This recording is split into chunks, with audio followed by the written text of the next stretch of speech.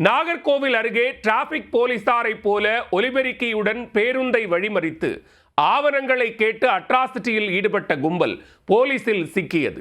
Reels மோகத்தில் போக்குவரத்துக்கு இடையூறு ஏற்படுத்தியவர்களுக்கு பாடம் புகட்டப்பட்ட சம்பவத்தின் பின்னணி என்ன?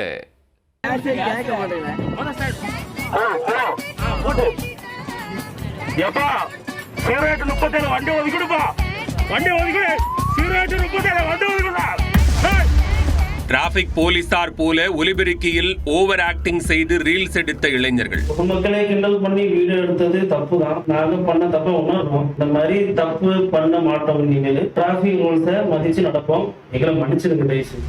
கை கட்டி மன்னிப்பு கேட்க வைத்த காவல்துறை. ரீல்ஸ் மோகத்தில் ஆட்டம் போட்டவர்களுக்கு ஆணி அடிக்கப்பட்ட சம்பவத்தின் பின்னணி என்ன?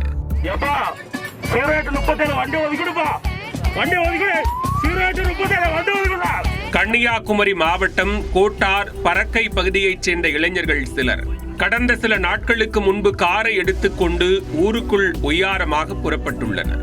போகும் வழியில் டிராபிக் போலீஸை போலவே ஒலிபெருக்கி மூலம் முன்னே சென்ற மினி பேருந்தின் பதிவெண்ணை கூறி வாகனத்தை நிறுத்தியதுடன் ஆவணங்களை எடுத்து வருமாறு கூறி அட்ராசிட்டியில் ஈடுபட்டனர்.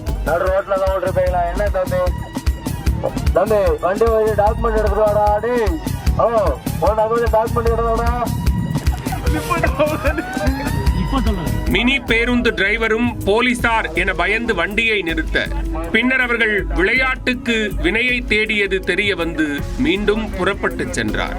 ஆனால் அடங்காத இளைஞர்கள் மேலும் சில வாகன ஓட்டிகளுக்கு இடையூறு ஏற்படுத்தி எல்லை மீறியுள்ளனர்.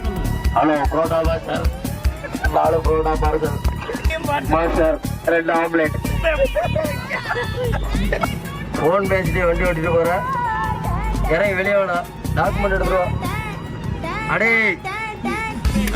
இதையெல்லாம் மொத்தமாக வீடியோவாக எடுத்து எடிட் செய்து ரீல்ஸ் வீடியோவாக இன்ஸ்டாகிராமில் அப்லோட் செய்துள்ளனர்.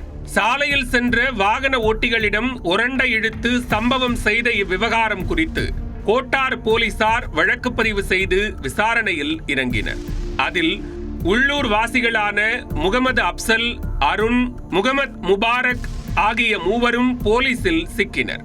அவர்களை கைது செய்த போலீசார் தாங்கள் செய்தது தவறுதான், இனிமேல் இப்படி செய்ய மாட்டோம் என மன்னிப்பு கேட்க வைத்து போலீசார் வீடியோ வெளியிட்டுள்ளனர். 4 மாசத்துக்கு முன்னாடி பொதுமக்களை முகப்பனை வச்சு கிண்டல் பண்ற மாதிரி வீடியோ எடுத்தோம். அந்த வீடியோ சோசியல் மீடியால அப்லோட் பண்ணியிருந்தோம். பொதுமக்களை கிண்டல் பண்ணி வீடியோ எடுத்தது தப்பு தான். நாங்க பண்ண தப்ப உணர்றோம். இந்த மாதிரி தப்பு பண்ண மாட்டோம். இனிமேல் டிராபிக் ரூல்ஸை மதிச்சு நடப்போம்.